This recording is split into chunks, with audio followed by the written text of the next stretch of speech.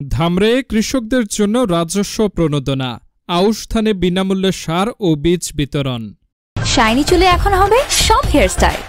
সিল্কোর দ্বিগুণ শাইনি চুল প্রতিদিন।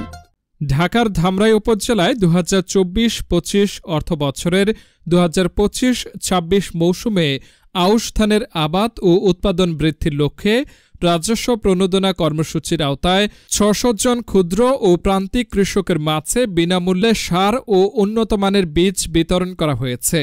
উদ্বোধনী অনুষ্ঠানে উপস্থিত ছিলেন ধামরাই উপজেলা নির্বাহী কর্মকর্তা মোহাম্মদ মামনুন আহমেদ অনিক এবং উপজেলা কৃষি কর্মকর্তা মোহাম্মদ আরিফুর রহমান।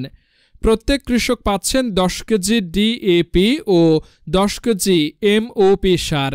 একই সঙ্গে বিতরণ করা হয়েছে স্বল্প জীবনকাল সম্পন্ন আধুনিক জাতের বৃধান 98 ও বৃধান 48 বীজ, যা 110 থেকে 120 দিনের মধ্যে কর্তনযোগ্য। ভুট্টা সহ অন্যান্য রবি শস্য কর্তনের পর জমি ফেলে না রেখে কৃষকদের আউশ ধান চাষে উদ্বুদ্ধ করা হচ্ছে।